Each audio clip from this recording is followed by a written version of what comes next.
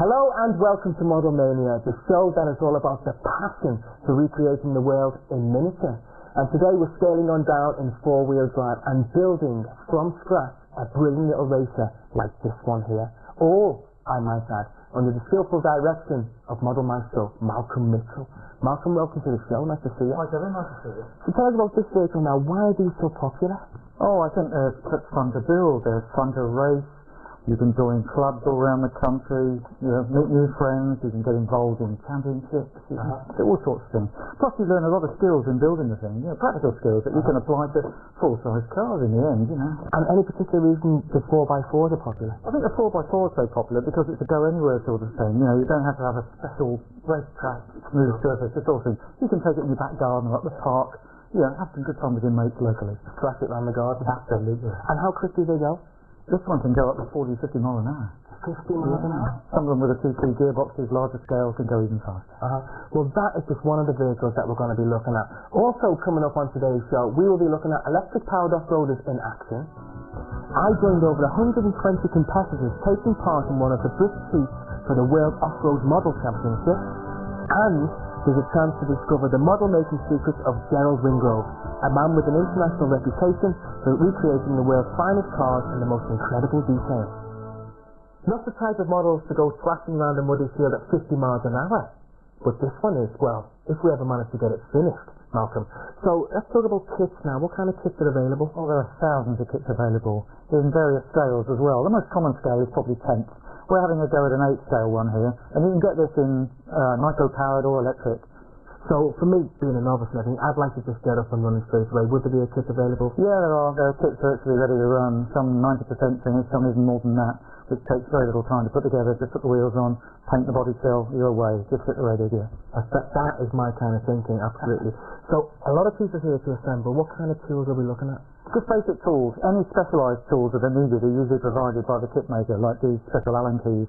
And apart from that, all you need is a cheap socket set, something like that.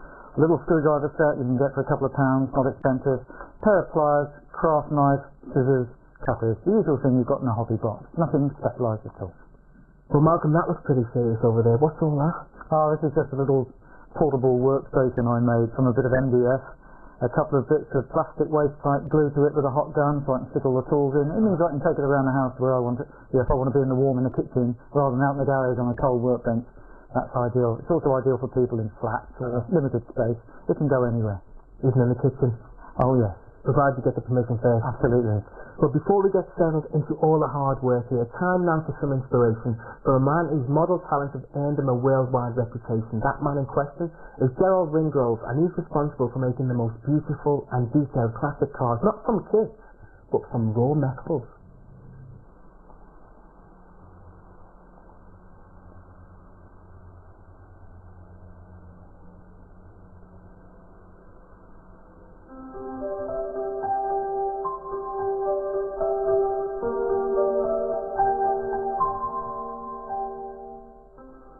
The cars that we make, they're not just a pile of sheet metal and bits and pieces, they've got a personality. Some of these vehicles have got a personality that hits you straight away. You're either tuned into it or you're not. But if it's a great design, you can't miss it. Usually people contact us to make a model of their car, or a car like the 2900 where there's only a few made, and the Bugatti Royale where there was only 6 made, and there's no way they can get hold of one of them. And you can't get hold of original plans either. So Gerald takes hundreds of photographs of cars that have survived, or better still, of cars undergoing restoration. In some cases, I photographed cars over 7 or 8 years when the whole restoration has been going on.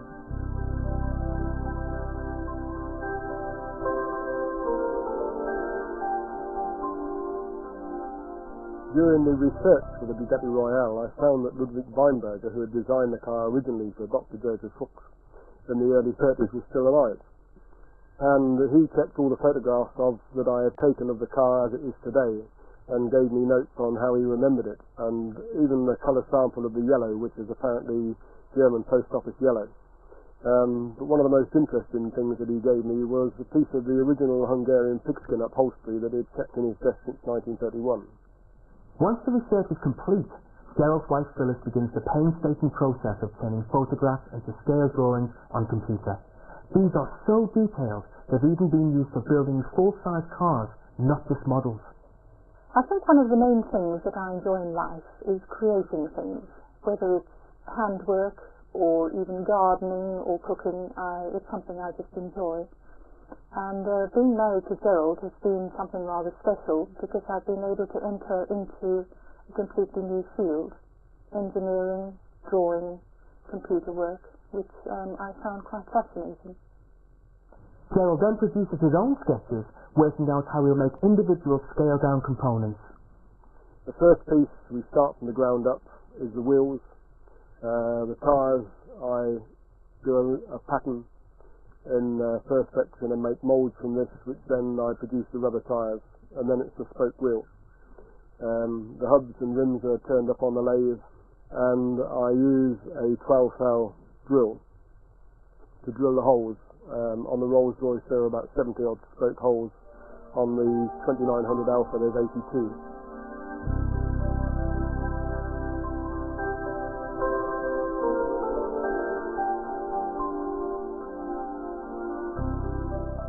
The bodywork is made from sheet copper or sheet brass. If it's flat-sided, then it's made in brass. If there's a lot of curves involved, then we knock it out of sheet copper.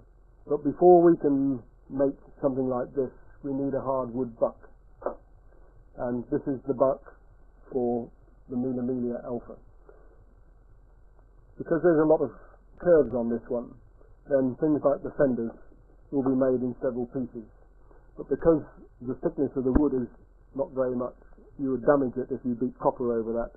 So I use each one of these to make a mould in resin with an aluminium fill. And then we beat the copper into the mould and get the copper shell. You can see it better with regard to the radiator. This is a piece of iron which has been carved for the master pattern, and this is a piece of copper sheet which is cut out, which will fit over it. This is then bent round, and those two are silver soldered together. And then the edge is crimped with a pair of round-nosed pliers until we've got this shape. Each of these is then beaten out with a repousse hammer on a steel block. After you've done this 2 or 3 times, the copper gets very hard, so you have to anneal it and heat it up until it's red, cool it down quickly, and then crimp it again, and it gradually works its shape into this. This is still rather rough, but with repeating the process over and over again, you can get a very smooth shell, and that's the complete front end of the radiator of the Mania Alfa Romeo.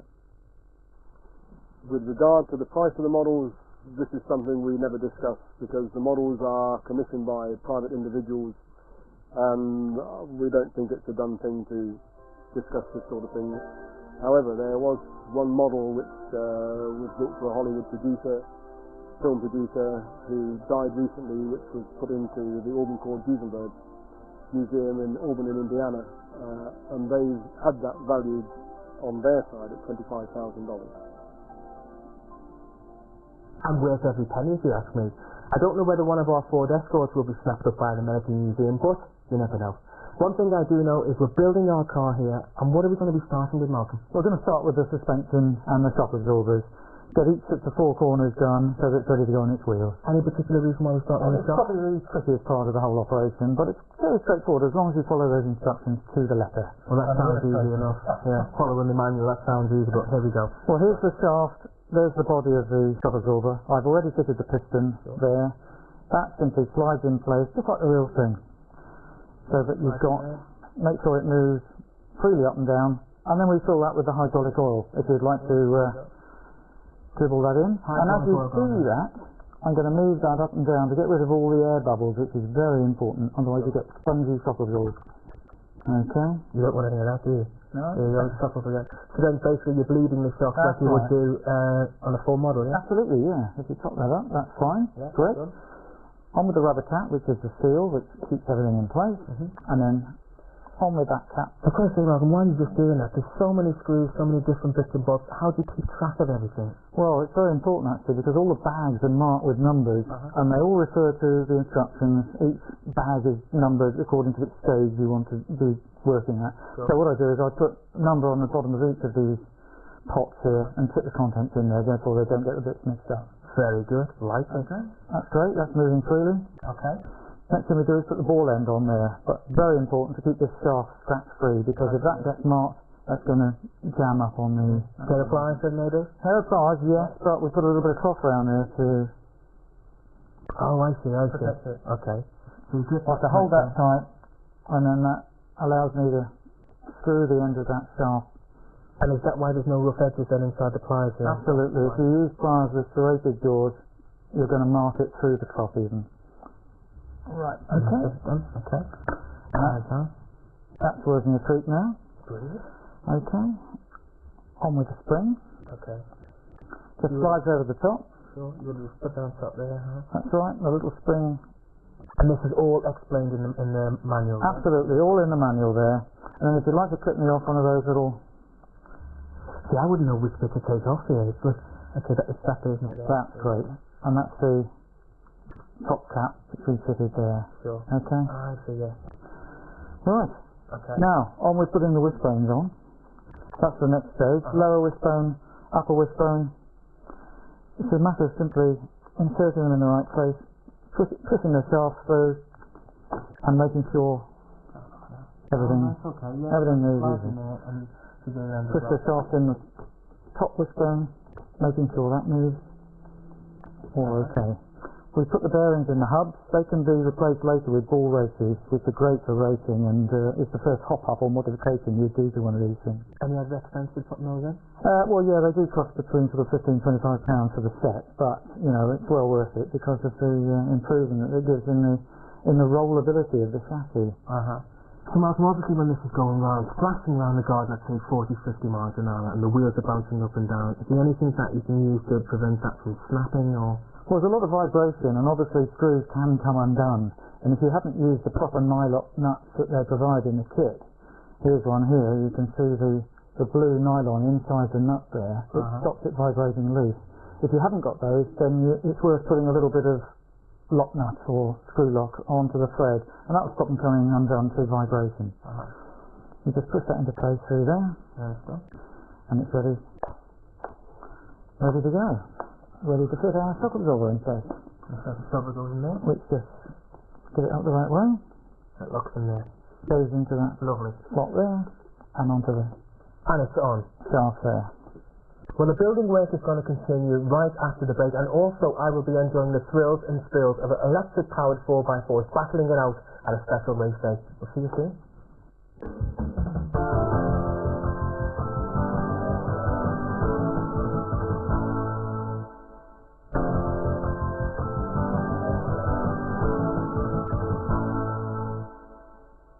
Welcome back to Model Mania. This is our four-wheel drive Escort, which hopefully we'll have up and running at the end of the show. And as you can see, we've made a bit of progress in the break because we are now onto the tyres.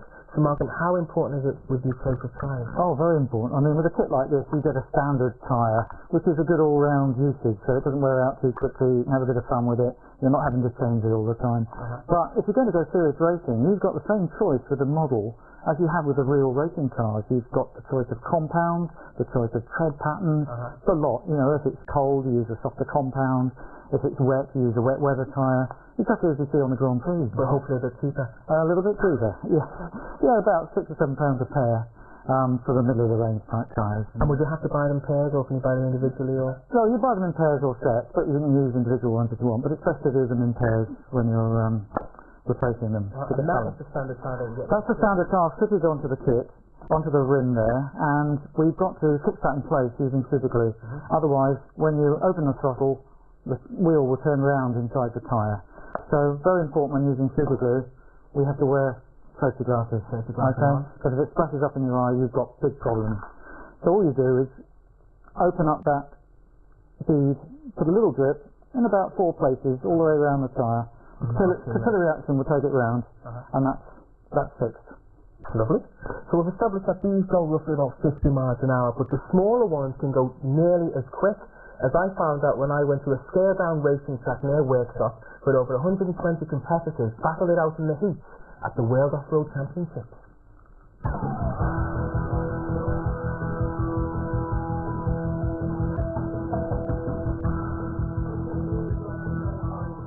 So Linda, how competitive is it here today? Very competitive. This top event, you get 120 drivers, plus the mums and dads and the brothers and sisters. You know, the weekend basically is a total event. And on the rostrum now, you can see that these are the F1 drivers of the racing world. Top draw drivers, yes, right? They are. They've been around a few years. Some of these have probably been racing up to 15 years. Wow. So it doesn't happen overnight. You can't learn to do the cars overnight. It's a slow process. There's no hope for me then? No, I'm afraid not.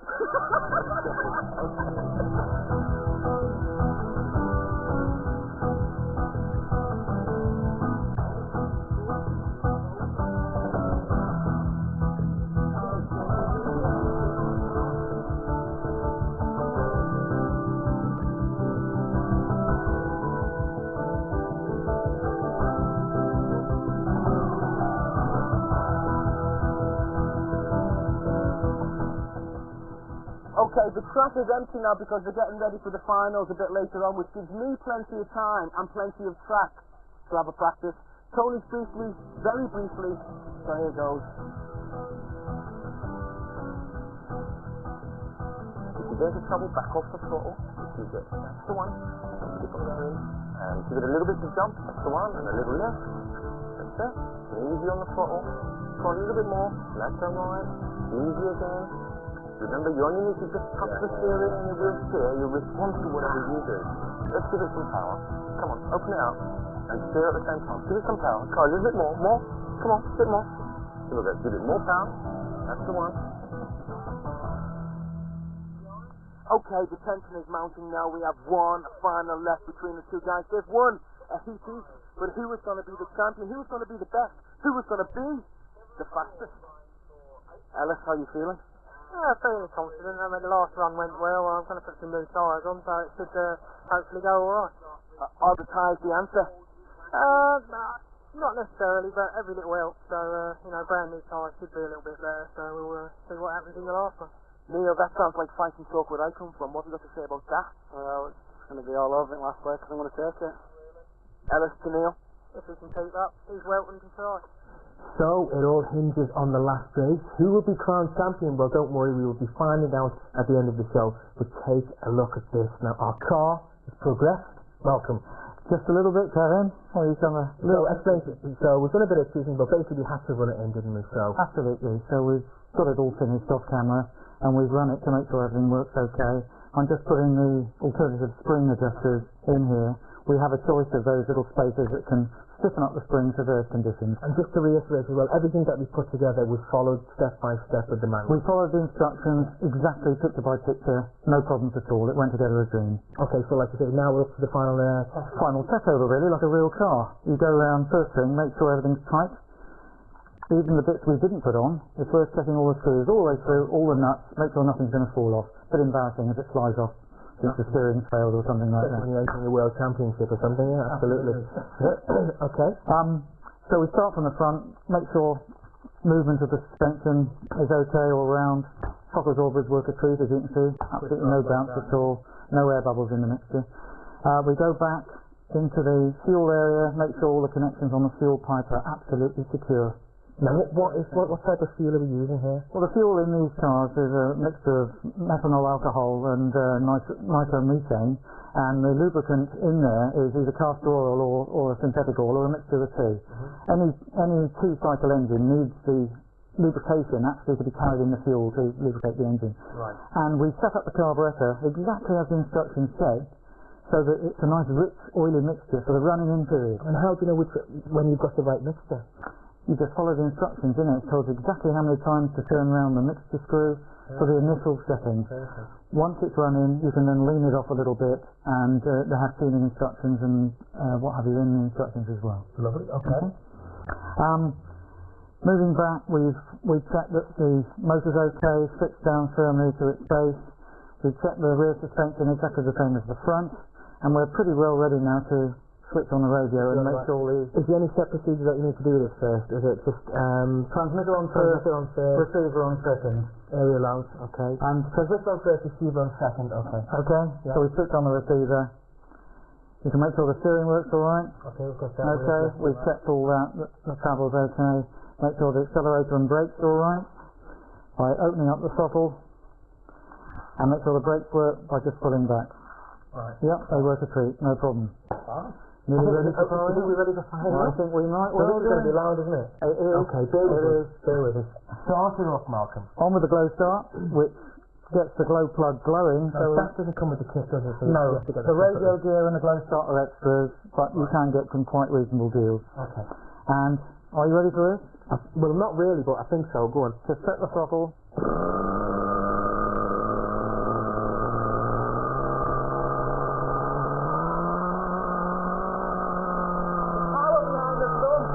Absolutely. You can't wait, can you? Right. The noise and the power, it makes you just want to go outside and just have a go, doesn't it? I can't wait. It's I'll pretty good, I'll be doing that very shortly indeed. Malcolm, thank you so much for today.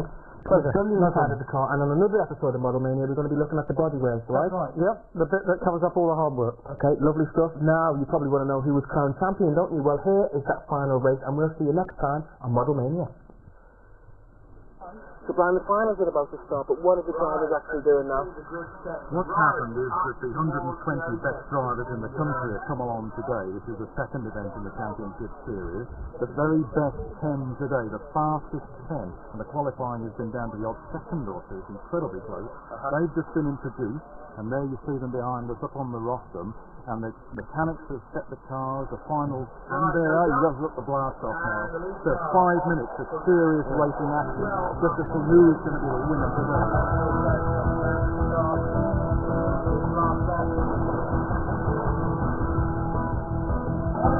Backwards, well done. Round 2 from Stacey in Essex. You've got your CQ, so you've got your A final winner to win the race. Final couple of tires. All-wheel drive really nice, but bring your sunblock. Watching the Pipe Last celebrations tonight. Going out and see beers and watching the ball and all that. Good luck with the sponsor. Well done.